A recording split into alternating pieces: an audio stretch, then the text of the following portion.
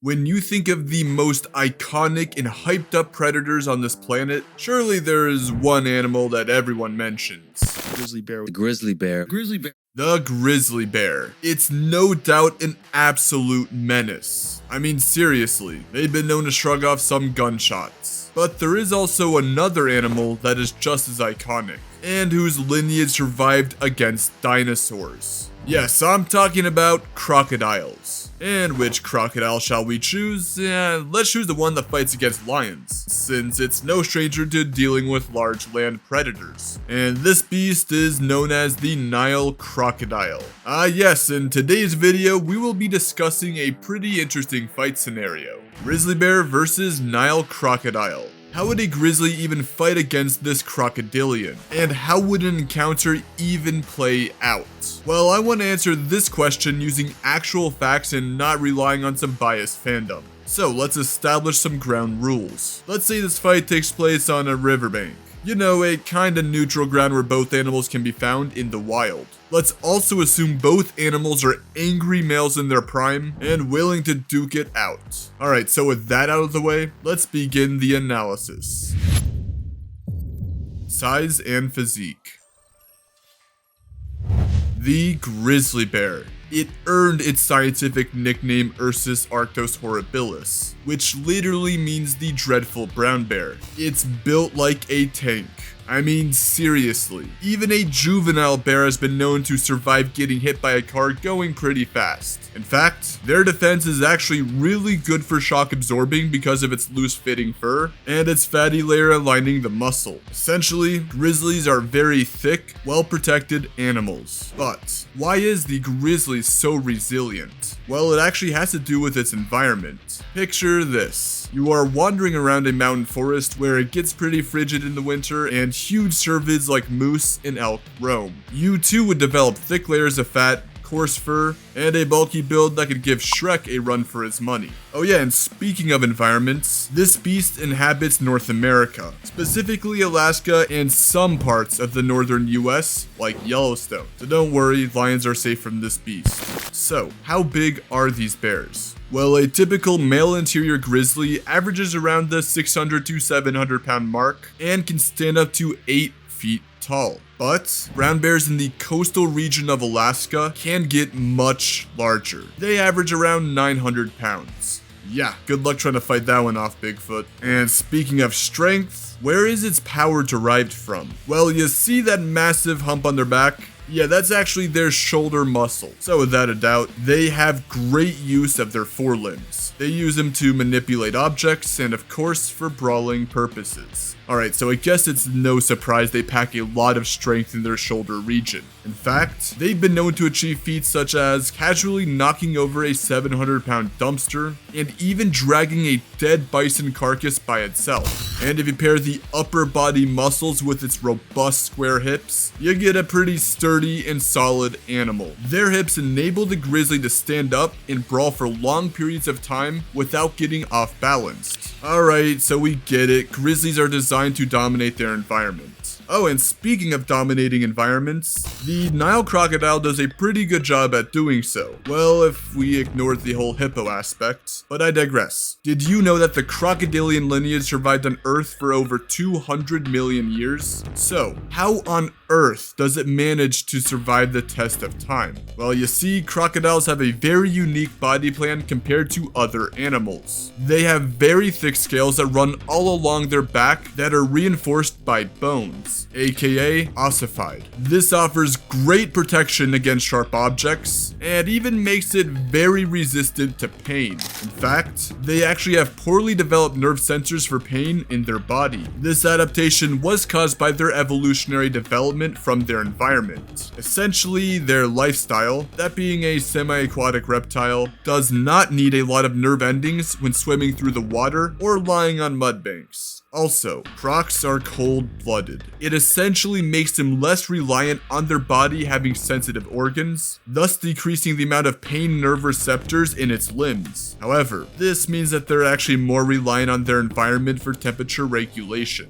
So, what does all of that mean? Well, basically, the bear would be more responsive to stress and pain inflicted upon itself due to its more complex bodily build. For example, the bear is a large mammal who needs to feel the terrain shift in order to self-regulate. The bear essentially has more sensitive limbs because it uses them way more often and relies on them for their daily tasks. But enough of that. How big are Nile crocodiles? Well, mature males tend to average between 10.5 to 16 feet in length and weigh somewhere between 500 to 1,000 pounds. Yeah, so the bear and crocodile are surprisingly within very similar weight ranges, but of course they are built completely different. Crocodiles have a lower center of gravity, stubby legs, and a very long body with a tail often comprising of about 50% of its total length. So the croc is a lot closer to the ground, while the bear has a considerable height advantage. Are you now starting to see why this matchup is pretty interesting? These beasts almost cancel each other's advantages out.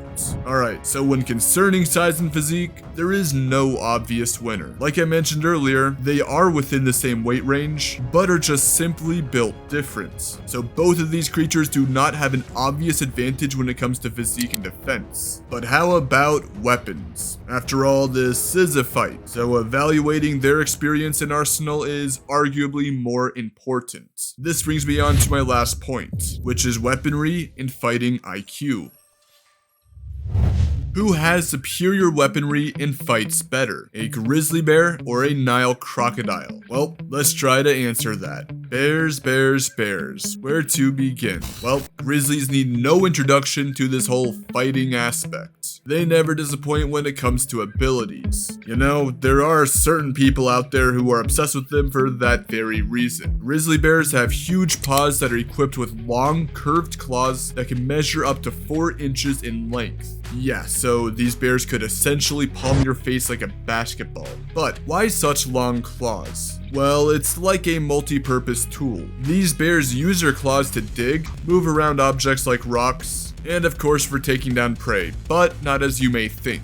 Grizzlies don't really claw swipe that often, but rather use them as hooks to sort of wrestle their opponents. So these bears aren't actually swiping with their paws like big cats, but are rather using them to grapple. And speaking of bear fights, they have a lot of stamina. Grizzlies have some of the best endurance in the animal kingdom. They are capable of fighting for long periods of time, with some fights even lasting more than 10 minutes. And guess what? I'm not even kidding when I say this. There have been some cases of grizzly bears outrunning horses to exhaustion. Yeah, grizzlies are undeniably ruthless. Anyways, this is thanks due to their high concentration of slow twitch muscle fibers in their limbs. Okay, we get it. The bear isn't lacking in strength nor endurance, and it might even be a bit of a wrestling freak. But how about its bite? Well, a grizzly is estimated to bite up to 1200 psi. Just for reference, that's around 10 times stronger than what a human can do, and is even strong enough to crunch through your skull with ease. Its teeth are nice and sharp, along with its large canines that help sink into the muscle of its prey. That's good and all, but when it comes to jaw strength, well, the crocodile is the top animal in this category. This living nightmare can generate up to 5,000 pounds of force when it bites. Just for reference, that's about 40 times stronger than what a human can do, and is even roughly about 4-ish times stronger than what a grizzly can produce. So, why is it so strong? Well, it invests in its jaw strength simply because it's basically its only source of attack. And you know what? It just seems to work perfectly enough to survive over 200 million years. So yeah, the croc has a huge bite advantage. And this comes to no surprise given its terrifying jaws that houses its conical teeth. In fact, its skull can grow up to 2.5 feet long in mature adults. And sure, its teeth might not be as sophisticated as the bear's, that being not as differentiated and specialized, but it doesn't need to be. You see, the crocodile's jaws are, well, like a bear trap.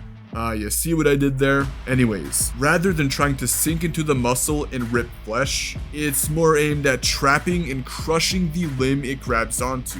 Essentially, think of it like a vice grip. Once the crocodile grabs a hold of its prey, it likes to do a move called the death roll, which violently twists a limb until it's broken or separated. It then drags its victims into the water to drown it. Alright, that seems a little harsh, but the croc grabbing prey in its jaws isn't always a death sentence. Sometimes, large prey like buffalo escape. So this stresses the importance of leverage and grip when the croc bites down. Essentially, placement matters when it bites, and it's not the end-all be-all when a croc grabs a certain animal. In fact, its jaws are not that stress resistant to horizontal force. So in turn, dragging or sliding a limb may help free an animal from the mouth of the monster. And y'all did know that crocodiles rarely take down prey larger than buffaloes, but this living dinosaur doesn't need to worry about that since, you know, a grizzly is only about half the size as one. Alright, we get it. The croc's jaw is powerful. But how about combat agility? Surely the bear can outmaneuver the croc on land, right? Well, on land, crocodiles are actually able to curve their body rather easily. This is due in large part to their morphology. Their thrashing tail would also make it difficult for the bear to gain a good position on its back. Well, initially, that is. You see, crocs are cold-blooded, so they fatigue easily and build up lactic acid rather quickly. They're also more adept at doing short, jolty movements, rather than smooth, careful ones which the bear likes to do. So initially, the croc maybe could hold its own in agility with the bear, but it must get a critical hit before fatigue starts to set in. And this should be no problem, right? Well, with everything discussed, I think it's about time we determined a verdict.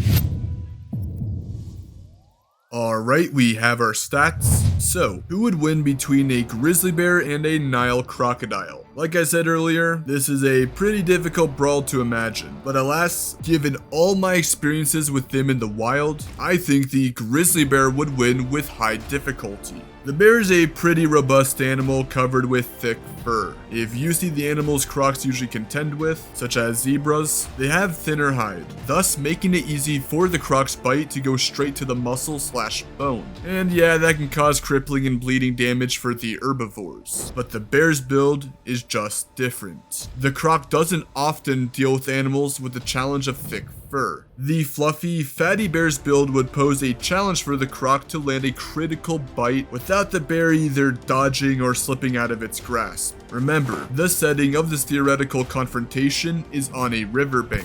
I think the bear's superior stamina is a major advantage in this setting. On land, the bear would likely constantly maneuver around the croc and berate it with attacks, eventually tiring out the cold-blooded reptile. Then it would either go for the side or back of the croc and attack it. I'm not saying the bear could manhandle the tired croc, but it wouldn't be out of the realm of possibility for the grizzly to toss it around using its strong shoulder muscles. And sure, there are times that the croc could escape to the water to hide, but that's just like forfeiting the fight. However, if the croc does manage to fight the grizzly in the water past the forearms of the bear, I can see it winning, no doubt. But ultimately, I view the grizzly as being more of the successor/dominant force in a confrontation more often than not.